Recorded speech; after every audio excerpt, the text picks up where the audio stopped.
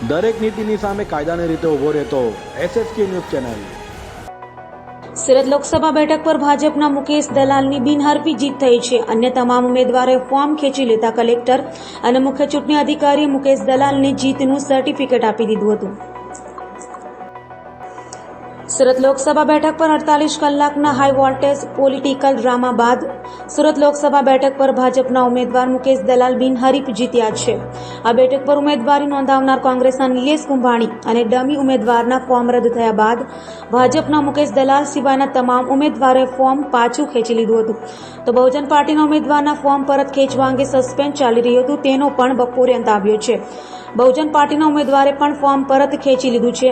હવે આ બેઠક પર ઇલેક્શન નહીં થાય, જેથી મુકેશ દલાલ બિનહરીફ વિજેતા ઘોષિત થયા હતા અને સુરત કલેક્ટર તથા મુખ્ય ચૂંટણી અધિકારી ડોક્ટર સૌરભ પારગીએ મુકેશ દલાલને જીતનો સર્ટિફિકેટ આપ્યું હતું।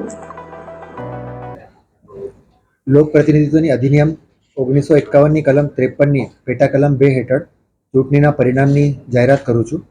ગુજરાત રાજ્યના 24 સુરત લોકસભા સંસદીય મતદાર વિભાગમાંથી લોકસભા માટેની ચૂંટણી સંચાલનના નિયમો 1961ના નિયમ 11ના પેટા નિયમ 1 સાથે વાંચતા લોક પ્રતિનિધિત્વ અધિનિયમ 1951ની કલમ 53ની પેટા કલમ 2ની જોગવાઈઓના અનુસરણમાં હું જાહેર કરું છું કે ઉપરયુક્ત મતદાર વિભાગમાંથી તે ગૃહની બેઠકને ભરવા માટે ભારતીય જનતા પાર્ટી દ્વારા સમર્થન અપાયેલ શ્રી મુકેશ કુમાર ચંદ્રકાંત દલાલ 84 મહેરનગર સોસાયટી આલિશાન એન્કલેવની પાછળ અડાજન સુરત યોग्य રીતે ચૂંટાઈ આવ્યા છે।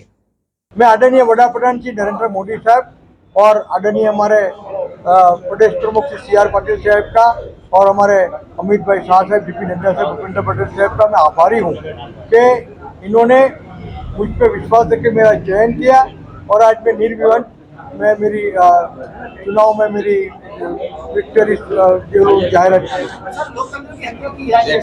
वो विपक्ष की बात पुरानी है, ये काफ़ी पुरानी हो चुकी है।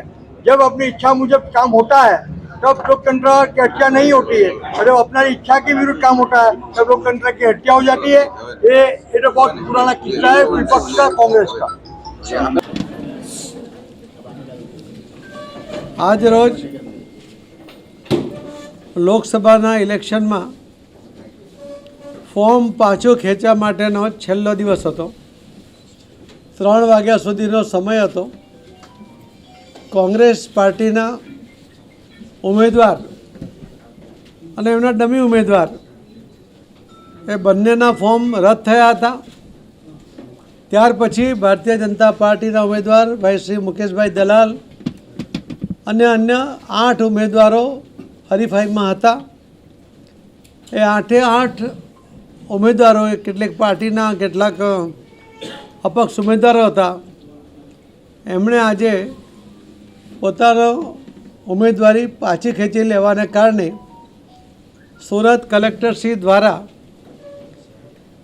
શ્રી મુકેશભાઈ દલાલ જે 24 સુરત લોકસભાના ઉમેદવાર હતા એમને બિનહરીફ ચૂંટાયેલા જાહેર કર્યા છે।